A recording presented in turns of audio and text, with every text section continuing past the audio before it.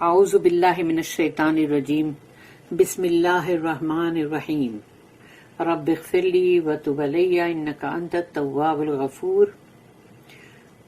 سورہ اعراف آیت نمبر 12، ایک آیت پڑھنے جا رہے ہیں ہم۔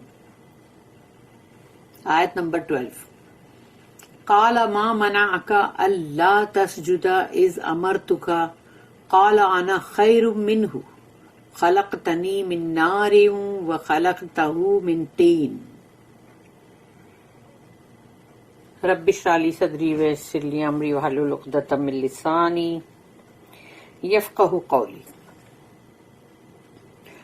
اللہم ارنا الحق حقا وارزقنا اتباعہ وارنا الباطل باطلا وارزقنا اجتنابہ، آمین۔ اب یہ ہے یہاں پر جو پھر سے قالا، اللہ کہتا ہے ما منعک، منع ہم بولتے ہیں نا، جیسے اردو میں بھی ہم کہتے ہیں منع، کہ کس چیز نے تم کو روکا، پریونٹ کیا، ایسا بولتے ہیں منع۔ اور منع کا مطلب ہے منع کرنا، یعنی کہ روکنا، پریونٹ کرنا۔ تو یہاں پر اللہ کہہ رہا ہے قالا ما منعک، تجھے کس چیز نے منع کیا، کس چیز نے تجھے روکا، اللہ تسجدہ، کہ تو سجدہ نہ کرے، اذ امرتک، کہ جب میں نے تجھے امر یعنی کمانڈ کیا، میں نے تجھے حکم کیا نا، تو کس چیز نے تجھے روکا کہ تو نے سجدہ نہیں کیا؟ اللہ یہ شیطان سے پوچھ رہا ہے، جن شیطان۔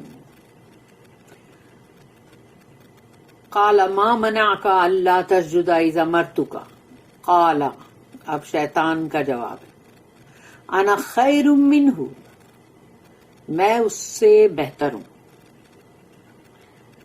تو یہ بہتر ہونے والی جو بات اس نے بولا، کمپیر کیا نا، تو کمپیر کرنا، اور اس نے اپنے آپ کو بہتر بھی بولا، یعنی ریسزم جو ہے شیطان سے، ابلیس سے شروعات ہوئی اس کی، پہلا ریسسٹ۔ اس کے بعد پھر لائن سے جتنے ریسسٹ ہیں وہ سب، تو کہتا ہے، اللہ کو جواب دیتا ہے، قال انا خیر منہ، میں تو اس سے بہتر ہوں، خلقتنی من نار، تو نے مجھے آگ سے بنایا، یعنی میری خلقت جو تو نے کی ہے، کریشن، کریٹ، وہ نار سے کیا نا، آگ سے۔ وَخَلَقْتَهُ مِن طِينٍ، اور اس کو تو نے بنایا چکنی مٹی سے، کلے سے۔ تو یعنی اس نے مٹی کو آگ سے کم تر سمجھا نا، اس نے یہ سوچا کہ آگ جیسے اس سے زیادہ مطلب وہ ہے کہ جیسے بولتے ہیں نا آلہ، یعنی اس سے زیادہ، اس سے اوپر ہے آگ، اور مٹی جو ہے وہ تو مٹی ہے، تو مٹی کی مطلب کیا ویلیو۔ تو یہ کمپیریزن اس نے کیا کہ یہ ایک کمتر اور میں کہاں بہتر، تو یہ کمتر بہتر اور میں بیٹر، اور وہ ورسٹ، اور یہ تو مٹی کا ہے اور میں تو آگ سے ہوں۔ یہ تمام چیزیں جو ہے یہ اس شیطان کی مطلب بات ہے۔ Allah said, what prevented you from prostrating when I commanded you? He said, I am better than he. Thou didst create me from fire and him from clay. اور اس کی نوٹ ہے 998. Notice the subtle wiles of Iblis. یعنی اس کی خاموشی کے ساتھ جو وہ کر رہا تھا، جو بھی اس کی چالاکیاں اور منصوبے بازی، جس میں ورغلانا بھی آ جاتا ہے، تو یہ وہ اس نے بڑی خاموشی کے ساتھ کیا۔ His egotism in putting himself above men، یعنی اس کی انا، یعنی اس کا کہ اپنے آپ کو اس نے خود ہی انسان سے اوپر رکھا، اپنے آپ کو، ارے میں کہاں، میں اتنا برتر اور یہ اتنا بدتر، تو یہ اس کا ایگو جو تھا۔ اینڈ ہز فالسہڈ، اور اوپر سے اس کا وہ جھوٹ، in ignoring the fact that Allah had not merely made man's body from clay, but had given him spiritual form. In other words, had taught him the nature of things and raised him above the angels. تو یہ اس کو جو بھی اس کو بھاری پڑ گیا ہے تو اس نے اپنے آپ کو دکھایا کہ بڑا وہ اوپر ہے اور یہ نیچے ہے، اور اوپر سے یہ کہ اس کا وہ جھوٹ کہ جو اس نے نظر انداز کیا اس حقیقت کو کہ اللہ نے انسان کے جسم کو صرف کلے سے نہیں بنایا بلکہ اس میں روح بھی تو پھونکی اور بھی، یعنی کہ اور دوسرے الفاظ میں تو یہ کہا جائے گا کہ اللہ نے تمام چیزوں کے اسماء نام سکھائے نا آدم علیہ السلام کو. آج رہتی دنیا تک ان میں جتنا علم ڈال دیا گیا تھا، اللہ نے جتنا علم اس دنیا میں آنے والا ہے انسانوں کے درمیان، وہ اللہ نے آدم علیہ السلام میں ڈال دیا.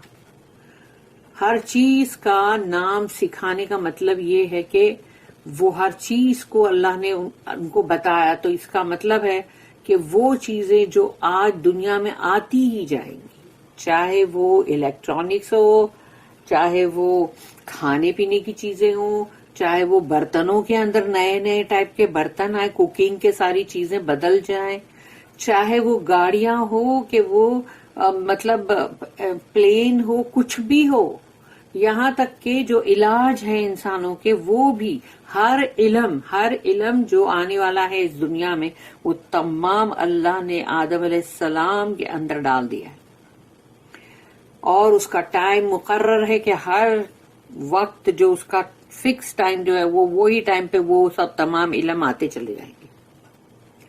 اور سوچو کہ یہ جو نام اللہ نے جب سکھایا ان کو اور پھر کہا فرشتوں سے کہ چلو تم بتاؤ ان چیزوں کے نام، تو نہیں بتا سکے وہ، اور تب آدم علیہ السلام کو کہا تو انہوں نے بتایا، اور اللہ نے فرشتوں سے کہا نا کہ سجدے میں گر جاؤ.